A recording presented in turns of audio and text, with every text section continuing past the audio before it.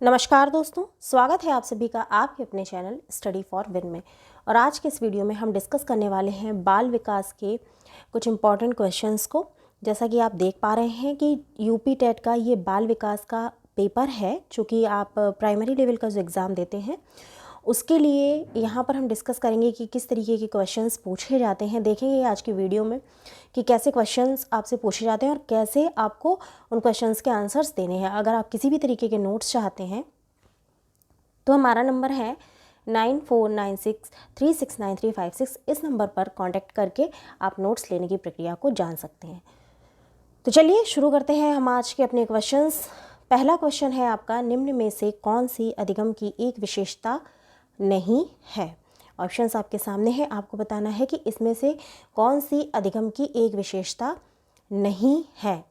तो यहाँ पर जो आपका सही उत्तर है वो है अधिगम का जो अवलोकन होता है वो प्रत्यक्ष रूप से किया जा सकता है, ये अधिगम की विशेषता नहीं है। क्योंकि जो कुछ भी इंसान सीखता है वो अधिगम, उसका अवलोकन ज़रूरी नहीं है कि आप सिर्फ प्रत्यक्ष रूप से ही कर पाएँ। क्योंकि की जाने वाली एक्टिविटीज़, जो भी क्रियाएं होती हैं, उनके द्वारा ये पता चलता है कि पर्टिकुलर किसी पर्सन ने या किसी बालक ने कुछ सीखा है या नहीं सीखा है।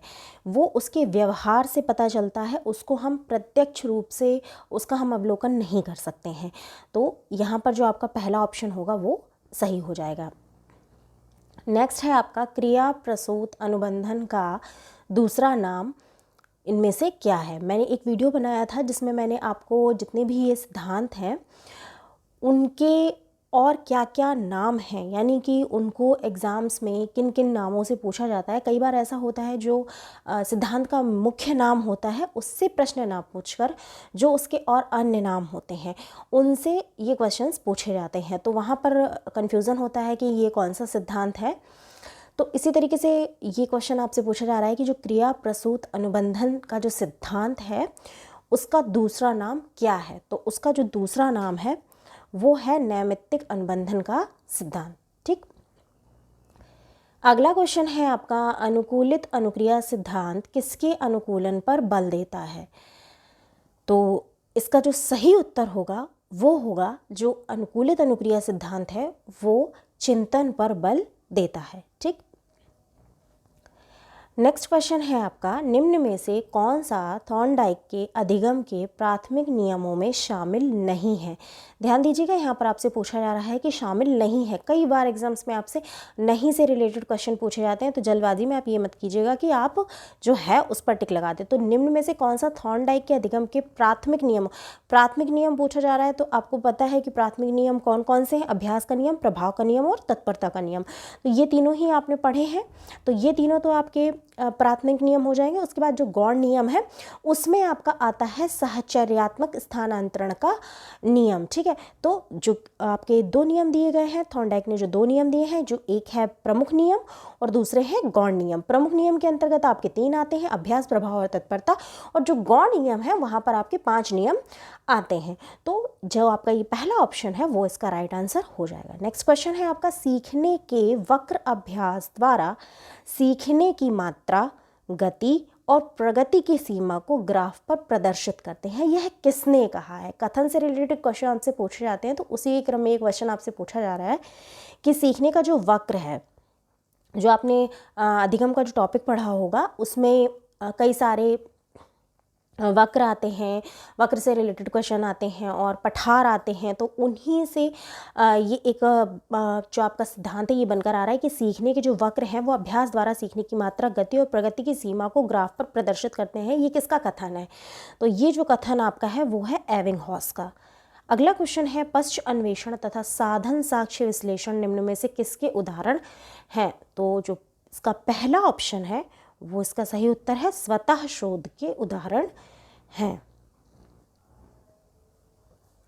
नेक्स्ट क्वेश्चन है आपका, निम्न में से सामाजिक मूल्य कौन सा है।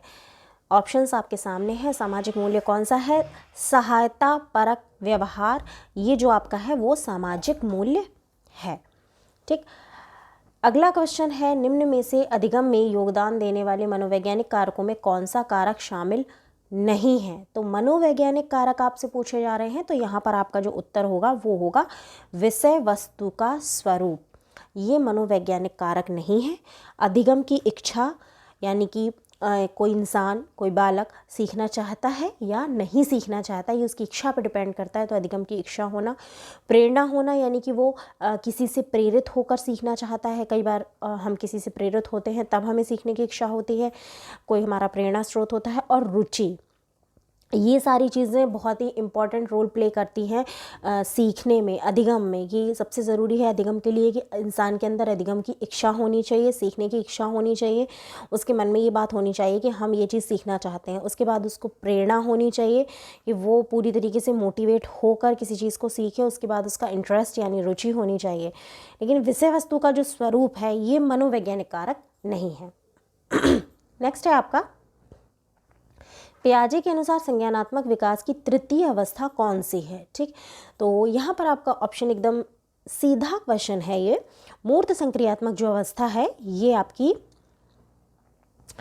तृतीय अवस्था है। ठीक, तो थर्ड ऑप्शन यहाँ पर आपका सही हो जाएगा। अगला क्वेश्चन है, गिरोह अवस्था किस आयु वर्ग एवं विलंब विकास से संबंधित है? तो यहाँ पर जो आपका आंसर होगा वो होगा 8 से 10 वर्ष की सामाजिकरण की अवस्था जो है वो विलंब विकास से संबंधित है। ठीक, नेक्स्ट क्वेश्चन है, थॉर्नडाइक ने अपने सिद्धांत को किस शीर्षक से सिद्ध किया है? तो अधिगम के प्रयोग एवं भूल के सिद्धांत नामक शीर्षक से इन्होंने इसे सिद्ध किया है। यानी कि जो प्रयोग एवं भूल का सिद्धांत, या जिसे हम प्रयास एवं त्रुटि का सिद्धांत, या जिसे ट्रायल एंड एरर का सिद्धांत, जो भी ये नाम है इसके कई, आप एग्जाम्स में इन्हें कई नामों से इन सिद्धांतों को देखेंगे, तो इस शीर्षक से उन्होंने इसे बताया है। नेक्स्ट है, निम्न में कौन मनोवैज्ञानिक भाषा विकास से संबंधित हैं? तो यहाँ पर जो आपका उत्तर होगा वो होगा चॉम्स्की। ठीक है, निम्न में से कौन सी वाद की बाल्यावस्था के बौद्धिक विकास की विशेषता नहीं है? तो यहाँ आपका सही उत्तर होगा भविष्य की योजना की सूझबूझ। ये बाल्यावस्था की बौद्धिक विकास की अवस्था नहीं है, या कोई ये विशेषता नहीं है कि बाल्यावस्था इतनी छोटी एज होती है कि उस टाइम पे बच्चा जो है वो अपनी भविष्य की योजनाएं नहीं बना पाता है, उसके अंदर इतनी सूझबूझ नहीं होती है। ये सूझबूझ उसको किशोरावस्था में आती है। तो ये जो विशेषता है वो उसकी किशोरावस्था की विशेषता है। नेक्स्ट क्वेश्चन है आपका, पियाजे के सिद्धांत के अनुसार जो प्राक संक्रियात्मक अवस्था है उसकी अवधि क्या होती है? तो इसकी जो अवधि होती है वो होती है 2 से 7 वर्ष तक। नेक्स्ट क्वेश्चन है, एक छात्र पढ़ रहा है, उसका नाम लेकर किसी ने उसे बुलाया, निम्न में से किस संवेदना द्वारा वो जो छात्र है वो अपनी अनुक्रिया प्रकट करेगा? तो देखिए, जब किसी को बुलाया जाता है और सडनली वो उस पर रिएक्ट करता है, तो वो आपकी जो संवेदना होती है वो आपको लग रहा होगा ये क्वेश्चन का आंसर देखने से कि ये ध्वनि संवेदना होगी, कि अगर नाम किसी का लिया गया और उसने सुना तो ये ध्वनि संवेदना होगी। लेकिन इसका जो आंसर है वो सही है, वो है प्रत्यक्षण संवेदना। ठीक है, यानी कि किसी भी के बुलाने पर किसी तरीके का रिएक्ट करना, वो प्रत्यक्षण संवेदना में आता है। ठीक, नेक्स्ट क्वेश्चन है आपका, शैक्षिक सुधारों में प्रभावी विकेंद्रीकरण तभी संभव होगा जब, चारों ऑप्शन आपके सामने हैं, आपको उत्तर देना है कि कौन सा सही उत्तर है इसमें। तो देखिए, जो आपका पहला, दूसरा और तीसरा जो तीनों सेंटेंसेस यहाँ पर लिखे गए हैं कि जब खंड व संकुल संदर्भ केंद्रों की भागीदारी बढ़े, स्थानीय संदर्भ व्यक्ति उपलब्ध हो और अध्यापकों के पास संसाधन और प्रासंगिक सामग्री मौजूद हो, ये तीनों ही चीज़ें होनी चाहिए तभी ये संभव है। तो यहाँ पर आपका जो फोर्थ ऑप्शन होगा कि तीनों चीज़ें, फर्स्ट, सेकंड और थर्ड, वो तीनों ही यहाँ पर सही। तो ऑप्शन 4 जो है वो आपका सही होगा। अगला क्वेश्चन है, निम्न में से कौन सा अवबोध स्तर के शिक्षण में शामिल है? तो अवबोध की यहाँ पर बात की जा रही है, तो वो आ जाएगा तुलना। ठीक, कि उस चीज़ का बोध होना, किसी चीज़ में तुलना करना, कंपेयर करना, वो चीज़ें यहाँ पर आएंगी। नेक्स्ट है आपका, सूक्ष्म शिक्षण चक्र का प्रथम पद क्या होता है? तो इसका जो प्रथम पद होता है, जो सूक्ष्म शिक्षण किया जाता है। यहाँ पर बात की जा रही है माइक्रो टीचिंग की। तो जो माइक्रो टीचिंग होती है आपकी उसका जो प्रथम पद है वो आपकी जो है वो प्रस्तावना होती है। यानी सबसे पहले आपको क्या करना होता है, प्रस्तावना बनानी होती है, और प्रस्तावना के लिए आपको प्रस्तावना प्रश्न पूछने होते हैं जिससे आप बालक से शीर्षक निकलवाते हैं। तो जो आप लेसन प्लान या टीचिंग प्लान जो भी बनाते हैं उसमें ये सारी चीज़ें इंक्लूडेड रहती हैं। तो प्रस्तावना जो होता है वो प्रथम पद होता है। किसी भी टॉपिक को पढ़ाने के लिए हम जस्ट टॉपिक नहीं बताते हैं, पहले हम प्रस्तावना बताते हैं, उसके बाद हम प्रस्तावना प्रश्न पूछते हुए बच्चे को टॉपिक तक ले जाते हैं। ठीक, उसके पूर्व ज्ञान से उसको जोड़ते हुए उसको नवीन ज्ञान की ओर ले जाते हैं। नेक्स्ट क्वेश्चन यहाँ पर आपका आ रहा है, निम्न में से कौन सा शिक्षण का सूत्र नहीं है? ध्यान दीजिए, आपसे पूछा जा रहा है नहीं है, तो निगमन से आगमन की ओर, ये आपका शिक्षण सूत्र नहीं है। ठीक है, आगमन से निगमन की ओर है, सरल से कठिन है, अनिश्चित से निश्चित है, दृश्य से अदृश्य है। यानी कि पहले हम बच्चे को सरल चीज़ें दिखाएंगे, उसके बाद उसे धीरे धीरे कठिन की ओर ले जाएंगे। एकदम से हम उसे कठिन पढ़ा देंगे तो उसको समझ में नहीं आएगा। अनिश्चित से निश्चित की ओर, तो जो चीज़ें अनिश्चित हैं उसको बताते हुए कि ऐसा ऐसा भी हो सकता है, फिर हम उसे निश्चितता में ले जाएंगे कि ये डेफिनेट चीज़ है।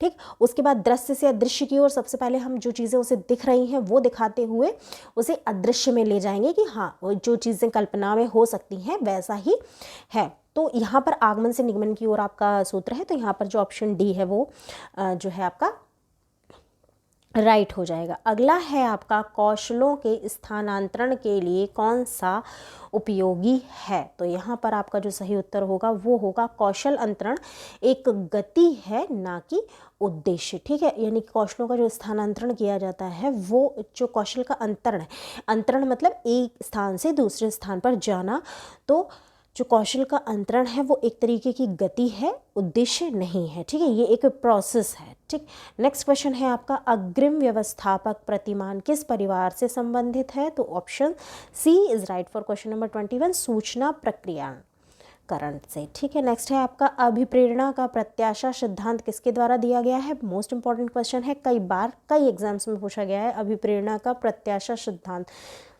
तो यहाँ पर जो आपका सही उत्तर होगा वो होगा ऑप्शन ए विक्टर ब्रूम। निम्न में से कौन सा अच्छे शिक्षण की विशेषता नहीं है? तो इसके लिए आपका जो सही उत्तर होगा वो होगा स्वेच्छाचारी होना। ठीक, यहाँ पर जनतांत्रिक ठीक है, अच्छे शिक्षण की विशेषता है। सहानुभूति देने वाला, जो व्यवहार है वो शिक्षक का सहानुभूति देने वाला होना चाहिए। वांछनीय सूचनाएं देने वाला, लेकिन स्वेच्छाचारी नहीं होना चाहिए कि सिर्फ शिक्षक अपनी ही इच्छा चलाए, बालकों के बारे में ना सोचे ना पूछे, ये चीज़ें नहीं होनी चाहिए। नेक्स्ट क्वेश्चन है आपका क्वेश्चन नंबर 24, संज्ञानात्मक क्षेत्र का सही क्रम क्या है? तो आपको इसमें क्रम बताना है। तो इसका आपका सही क्रम जो होता है, संज्ञानात्मक क्षेत्र की बात की जा रही है तो वो है ज्ञान, अवबोध, अनुप्रयोग, विश्लेषण, संश्लेषण, मूल्यांकन। मैं यहाँ पर आपको एक चीज़ क्लियर कर दूँ कि ये जो संज्ञानात्मक क्षेत्र की बात की जा रही है ये ब्लूम्स टैक्सोनॉमी का क्वेश्चन है। तो ये जो वीडियो है वो हमारे चैनल पर अवेलेबल है, आप प्लेलिस्ट में इजीली जाकर Bloom's taxonomy for study for win search करेंगे तो आपको मिल जाएगा, और वहाँ पर आप जाकर ये देख सकते हैं कि किस तरीके से उन्होंने जो 3 क्षेत्र बताए हैं, ज्ञानात्मक, भावात्मक और क्रियात्मक, जो 3 क्षेत्रों में इन्होंने बांटा है, उसके बाद इनके 6 डिवीजन किए हैं। तो उसी में से ये क्वेश्चन आपसे पूछा जा रहा है कि इनका सही क्रम क्या है? तो क्रम आपका यही है, ज्ञान, बोध, प्रयोग, विश्लेषण, संश्लेषण, मूल्यांकन, ये इसका क्रम है। तो इसका यहीं पर दिया है ज्ञान, अवबोध, अनुप्रयोग, विश्लेषण, संश्लेषण और मूल्यांकन। नेक्स्ट क्वेश्चन आपका है, निम्न में से कौन सा संवेग का तत्व नहीं है? तो यहाँ पर ऑप्शन डी होगा, संवेदी जो है वो संवेग का तत्व नहीं है। अगला क्वेश्चन है, समावेशीकरण की सफलता के लिए क्या आवश्यक है? तो समावेशीकरण की सफलता के लिए ज़रूरी होता है संवेदनशीलता। ठीक, उसके बाद है अधोलिखित में गणित संबंधी अधिगम अक्षमता को कौन सा पद परिभाषित करता है? तो जो गणना दोष है वो गणित संबंधी अक्षमता आपसे पूछी जा रही है। तो गणित चूंकि आपकी गणनाओं पर ही आधारित होती है तो ये गणना दोष में आ जाएगा। नेक्स्ट क्वेश्चन है, समावेशी कक्षा में किस प्रकार का छात्र शामिल होता है या किस प्रकार के छात्र शामिल होते हैं? तो समावेशी कक्षा में क्या होता है कि जो आपके छात्र होते हैं वो सामान्य और विशिष्ट दोनों ही तरीके के छात्र होते हैं। हम किसी एक पर्टिकुलर टाइप के स्टूडेंट्स को नहीं लेते हैं, इसीलिए उसको समावेशी शिक्षा कहा जाता है या समावेशी कक्षा कहा जाता है। ऐसी कक्षा जिसमें ऐसे बालक हों जो सामान्य भी हों और विशिष्ट भी हों, उन सबको इक्वली हमें पढ़ाना होता है और उस कक्षा को हम समावेशी कक्षा और उन्हें दी जाने वाली शिक्षा को हम समावेशी शिक्षा कहते हैं। ठीक, एवरेज करके ही हमें हर स्टूडेंट को पढ़ाना होता है, जो सामान्य है और या जो विशिष्ट है, दोनों को। नेक्स्ट क्वेश्चन है, किसी भी नई भाषा को सीखने के लिए कहाँ से प्रारंभ किया जाना चाहिए? तो इसका जो सही उत्तर होगा वो होगा ऑप्शन ए, अक्षरों और शब्दों के मध्य साहचर्य स्थापित करते हुए ही हमें किसी नई भाषा को प्रारंभ करना चाहिए सीखने के लिए। यानी कि अगर आप हिंदी का ही एग्जाम्पल ले लें तो हम अपने बच्चों को सबसे पहले क्या पढ़ाते हैं? हम सबसे पहले उन्हें मात्राओं का ज्ञान कराते हैं, फिर अक्षरों बनाना सिखाते हैं, उसके बाद अक्षरों से शब्द बनाना सिखाते हैं और शब्दों से वाक्यों तक जाते हैं। तो यही चीज़ है कि हम किसी भी भाषा को अगर सिखाएंगे तो हमारा क्रम यही होता है, यही उसे प्रारंभ करने का एक तरीका है कि पहले अक्षर और शब्द के मध्य हमें साहचर्य स्थापित करना है। और आज की सीरीज़ का आपका जो लास्ट क्वेश्चन है, क्वेश्चन नंबर 30 इस पेपर का, वो है आपका, कोहलर यह सिद्ध करना चाहता था कि क्या? सीखना। ठीक, यानी सीखना क्या है, वो क्या बताना चाहते थे, इनमें से आपका क्या सही ऑप्शन होगा?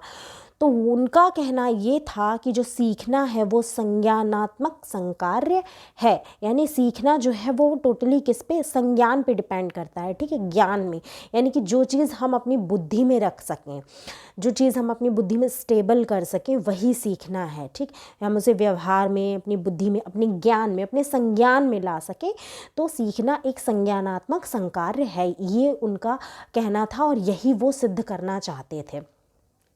तो फ्रेंड्स, ये थे आज की सीरीज़ के आपके 30 इम्पॉर्टेंट क्वेश्चंस। उम्मीद करती हूँ वीडियो आपके लिए हेल्पफुल रहा होगा। तो प्लीज़ वीडियो को लाइक और शेयर ज़रूर कीजिएगा, ज़्यादा से ज़्यादा शेयर किया कीजिए ताकि आपके जो फ्रेंड्स हैं वो भी ज़्यादा से ज़्यादा मार्क्स अपने एग्ज़ाम्स में गेन कर सकें।